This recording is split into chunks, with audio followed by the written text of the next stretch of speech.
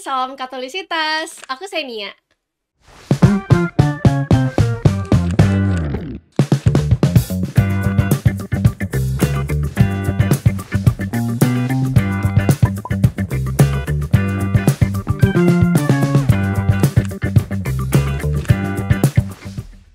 Guys, kita nih tahu pastinya kalau selingkuh pas sudah menikah itu dosa.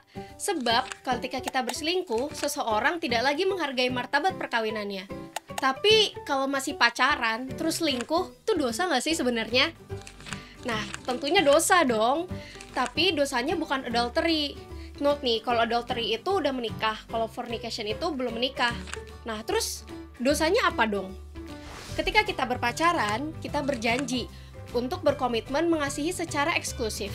Nah, eksklusif ini berarti khusus untuk kekasih kita saja. Kita memberikan bentuk cinta yang lebih.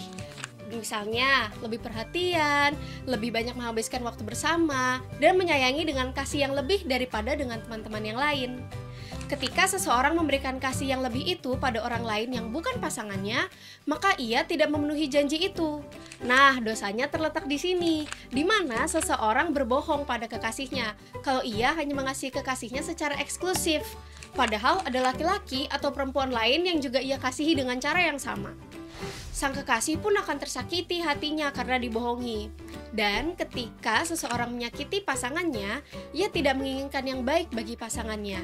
Nah, ini kebalikannya cinta, di mana seseorang menginginkan yang baik untuk orang lain. Nggak ada orang yang senang diselingkuhin, maka kita jangan melakukannya pada orang lain. Ini kan prinsip keadilan yang diajarkan dalam Matius bab 7 ayat 12. Emangnya kenapa cuma boleh satu pasangan aja? Kan masih pacaran, boleh kali kan perkuat pusat, perbanyak cabang gitu kan. Nah, teman-teman, ketika kita berpacaran, kita juga berdiskresi mengenai panggilan untuk menikah. Menikah kan sama satu orang, bukan rame-rame. Ingat, perkawinan Katolik itu monogami. Pacaran itu seperti masa persiapan yang melatih kita untuk setia pada satu pasangan. Nah, kalau di masa pacaran aja nggak bisa setia, gimana nanti dalam perkawinan? Tapi memang, karena dalam masa pacaran belum ada komitmen untuk seumur hidup, maka kita masih bisa mempertimbangkan nih, mau lanjut ke hubungan yang lebih serius atau enggak. Pacaran itu adalah masa untuk menjajaki apakah pacar kita itu benar-benar orang yang tepat untuk kita atau bukan. Dalam proses diskresi itu, hubungan pacaran tersebut dapat dievaluasi terus. Apakah aku dan kekasih aku bahagia? Apakah nilai-nilai kami sejalan? Nah, apakah kami saling menguduskan? Ini penting loh, sebab ketika menikah nanti, goal perkawinan adalah membawa kalian menjadi orang kudus.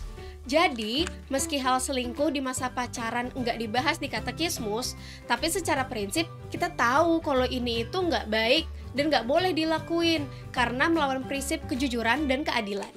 Ingat ya teman-teman, ketika berpacaran, kita mencintai kekasih kita dengan menginginkan yang baik untuknya. Kalau ada masalah, ya jangan selingkuh biar putus. Berkomunikasilah dengan baik dan penuh kasih. Kalau dalam dialog mencari solusi ini udah bener buntu, udah mentok, sehingga keduanya ya harus berpisah, ya jangan terlalu sedih. Perpisahan itu wajar kok dalam berpacaran. God still loves you and He also provides for the broken-hearted. Nah, percayalah kalau Tuhan akan membuka jalan yang lebih baik buat kamu. Sampai ketemu di video berikutnya. Tuhan memberkati. Bye-bye.